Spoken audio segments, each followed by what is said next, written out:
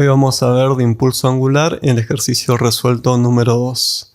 Impulso angular Pagani sonda R. Un auto Pagani sonda R alcanza una velocidad máxima de 375 km por hora y acelera de 0 a 100 km por hora en 2,7 segundos gracias a su motor AMG que entrega 750 HP de potencia a 8000 revoluciones por minuto con un torque de 710 Nm. La masa del auto es de 1070 kg debido al empleo de fibra de carbono y titanio en su construcción. Las dimensiones de la rueda trasera es de 69,9 centímetros de diámetro y junto con la llanta tienen un momento de inercia de 1,9 kg por metro al cuadrado. Las dimensiones del disco de freno trasero es de 34 centímetros de diámetro y su momento de inercia es de 0,1 kg por metro al cuadrado. Si el auto se encuentra en un banco de prueba, calcular a. ¿Cuál es la velocidad angular del neumático cuando el auto alcanza los 100 km por hora? B. ¿Cuál es el impulso angular que debe realizar el motor para acelerar el conjunto disco de freno, llanta y rueda a 100 km por hora en 2,7 segundos? C. ¿Cuál es la fuerza que debe aplicar el freno para detenerlo en 2,7 segundos? Bien, tenemos acá a nuestro Pagani sonda que está en un banco de prueba y vamos a hacer algunos análisis. Tenemos este auto Pagani sonda R, que es el que tiene el récord mundial en el circuito de Nuremberg. Y lo que vamos a hacer es calcular el impulso angular, la velocidad angular del conjunto rueda, llanta y disco de freno. Y luego tenemos que calcular cuál es la fuerza que hace el disco para frenar la rueda. Es decir, inicialmente el auto está quieto en el banco de prueba, luego se aplica un torque. Este torque va a actuar durante 2,7 segundos, produciendo una aceleración angular constante en la rueda hasta que la acelera a 100 km por hora. Entonces lo que tenemos que hacer es calcular primero qué velocidad angular tiene la rueda cuando alcanza los 100 km por hora. Luego tenemos que calcular cuál es este impulso angular que produce este torque durante estos 2,7 segundos. Es decir, este impulso angular lo que ha hecho es cambiar el momento angular de la rueda que estaba en 0 km por hora, 0 radianes por segundo, a una cantidad de movimiento angular cuando la rueda se está moviendo a 100 km por hora. Vamos a tener que aplicar los conceptos de rodadura sin deslizamiento para poder calcular cuál es la velocidad angular de la rueda.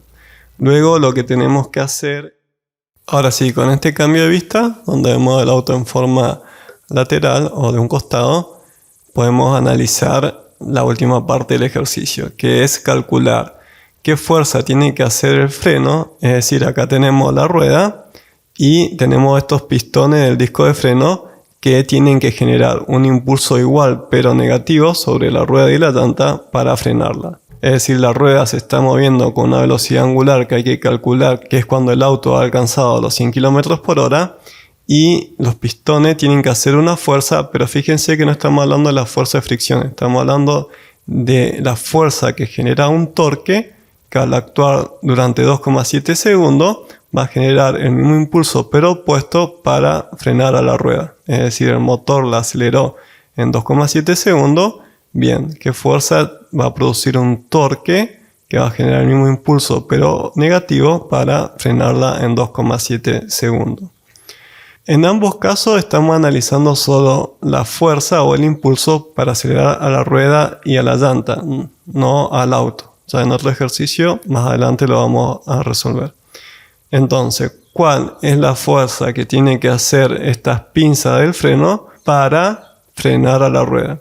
Y acá vale aclarar que el radio, el diámetro del disco de freno es menor al diámetro del neumático.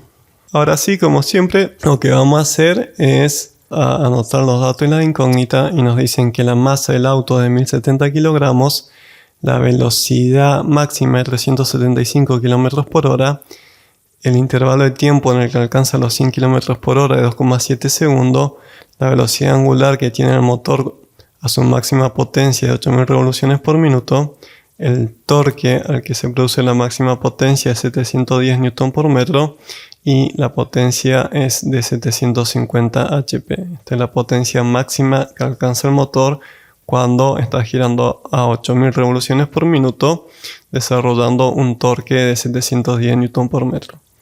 El diámetro de la rueda trasera es 69,9 centímetros. El diámetro del disco de la rueda de 34 centímetros. El momento de inercia de la rueda, esto es la rueda y la llanta, es de 1,9 kilogramos por metro al cuadrado. El momento de inercia del disco de 0,1 kilogramos por metro al cuadrado. Estos son los datos. Y la incógnita es cuál es la velocidad angular de la rueda cuando el auto se mueve a 100 km por hora. Cuál es el impulso angular para acelerar a la rueda y el disco de 0 a 100 km por hora. Y cuál es la fuerza que tiene que hacer las pinzas de freno para frenar a la rueda y a la llanta y al disco en 2,7 segundos. Entonces, lo primero que vamos a hacer es, para resolver la pregunta A, es convertir 100 km por hora a metros por segundo para trabajar en las unidades del sistema internacional. Como siempre vamos a usar el método de fracciones unitarias, donde simplemente vamos a escribir las relaciones que conocemos para convertir kilómetros por hora a metros por segundo. Sabemos que 1 kilómetro son 1000 metros, entonces kilómetros se simplifica con kilómetro, y sabemos que 1 hora son 3600 segundos, entonces hora se simplifica con hora. Hacemos esta cuenta: 100 por 1000 metros dividido 3600 segundos y nos da que 100 kilómetros por hora son 27,8 metros por segundo. Ahora sí, para poder resolver la pregunta tenemos que ir a los videos de ejercicio anteriores de rodadura sin deslizamiento. Es decir, la clave es que cuando el auto se mueve a 100 km por hora, la rueda está girando con la velocidad angular que queremos calcular, pero el centro de masa de la rueda se mueve a 100 km por hora. A partir de ahí planteamos esta ecuación que la velocidad del centro de masa de la rueda, que es igual a la del auto, es igual al radio de la rueda por la velocidad angular de la rueda. Entonces ahora sí es sencillo, simplemente reemplazamos al radio que está multiplicando, lo pasamos a este lado de la igualdad dividiendo, y nos queda que la velocidad angular de la rueda es igual a la velocidad del centro de masa dividido el radio de la rueda. Ahora simplemente reemplazamos donde está la velocidad del centro de masa, vamos a escribir 27,8 metros por segundo. Donde está el radio de la rueda vamos a escribir 0,699 metros dividido 2 y nos queda que la velocidad angular de la rueda es de 27,8 metros por segundo dividido 0,699 metros dividido 2. Es decir, este es el diámetro de la rueda medido en metros y lo que hacemos es simplemente dividirlo por 2 para obtener el radio. Hacemos esta cuenta: 27,8 metros por segundo dividido 0,699 metros dividido 2 y nos queda que la velocidad angular de la rueda es 79,5 radianes por segundo. Es decir, una vez que el auto ha alcanzado los 100 km por hora, la rueda está girando a 79,5 radianes por segundo. Bien, y ahora lo que nos piden es calcular cuál es el impulso angular que acelera a la rueda, a la llanta y al disco de freno de 0 a 100 km por hora en 2,7 segundos. Es decir, como la rueda está unida a la llanta y a la vez está unida al disco de freno, que es todo el conjunto rotatorio que tiene, no la pinza porque la pinza está quieta para poder frenar. Hay que calcular cuál es el impulso para acelerar todo este conjunto. Vamos a la ecuación de el teorema del impulso angular y el momento angular, que nos dice que el impulso angular es igual a la variación del momento angular. Usamos esta ecuación porque es la más fácil, ya que si la escribimos en términos de sus componentes tenemos el momento de inercia de la rueda más el disco por la velocidad angular final, que la acabamos de calcular, menos el momento de inercia de la rueda más el disco por la velocidad angular inicial, que es 0 porque la rueda está quieta. Entonces, si reemplazamos, el momento de inercia de la rueda más el disco es 1,9 kilogramos por metro al cuadrado más 0,1 kilogramos por metro al cuadrado. La velocidad angular final de la rueda, del disco y de la llanta es 79,5 radianes por segundo. Y acá es lo mismo, pero la velocidad angular es 0. Entonces nos queda que el impulso angular es igual a 1,9 kilogramos por metro al cuadrado más 0,1 kilogramos por metro al cuadrado por 79,5 radianes por segundo menos 1,9 kilogramos por metro al cuadrado más 0,1 kilogramos por metro al cuadrado por 0 radianes por segundo. Como este producto es 0, simplemente nos queda esta cuenta. La hacemos y nos da que el impulso angular es de 159 kilogramos por metro al cuadrado por segundo. Y ya sabemos qué impulso tiene que realizar el motor para acelerar a la rueda, al disco y a la llanta de 0 a 100 km por hora. Como dijimos anteriormente, este es el impulso para acelerar una sola rueda, una sola llanta y un solo disco de 0 a 100. Después vamos a ver cuál es el impulso y cuál es el torque necesario para acelerar todo el auto de 0 a 100 km por hora, que va a ser muchas veces mayor.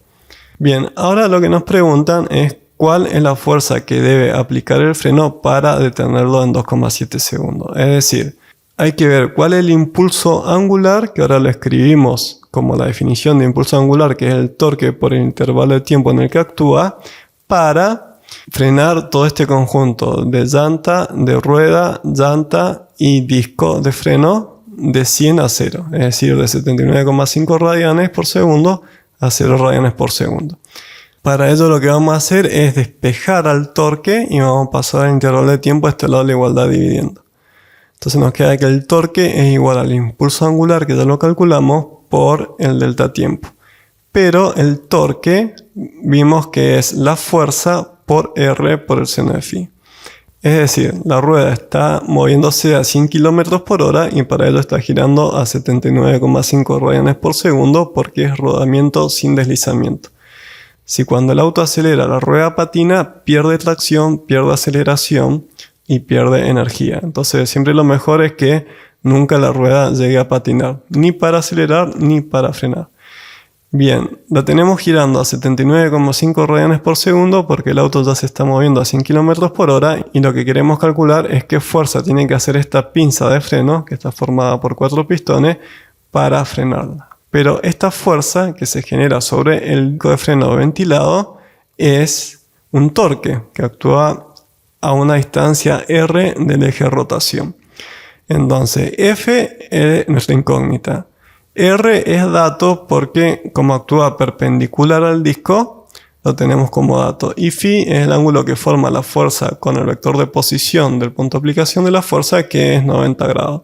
Entonces vamos a reemplazar en la ecuación donde está el torque todo este lado de la igualdad. Y nos va a quedar que la fuerza por R por el seno de phi es igual al impulso angular dividido el intervalo de tiempo. Ahora sí, simplemente despejamos la fuerza y R por el seno de phi lo pasamos a este lado de la igualdad dividiendo. Nos queda que la fuerza es igual al impulso angular por R por el seno de phi por el intervalo de tiempo. Ahora sí, son todos datos. Donde está el impulso angular, escribimos 159 kilogramos por metro al cuadrado por segundo.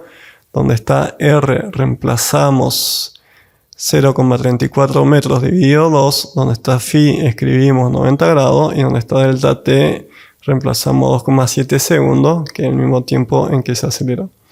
Entonces nos queda que la fuerza es igual a 159 kilogramos por metro al cuadrado por segundo, dividido 0,34 metros, dividido 2 por el seno 90 grados por 2,7 segundos. Hacemos esta cuenta y nos da que la fuerza que tiene que hacer esta pinza de freno para frenar al conjunto rueda, llanta y disco de 100 a 0 es de 346,4 newton. En un próximo ejercicio vamos a calcular también cuál es la fuerza real que tienen que hacer para frenar al auto moviéndose a 100 km por hora. Bien, ahí el ejercicio quedó resuelto. Si te gustó, dale like, suscríbete para estar informado con los nuevos videos y no te pierdas el curso de física universitaria completo.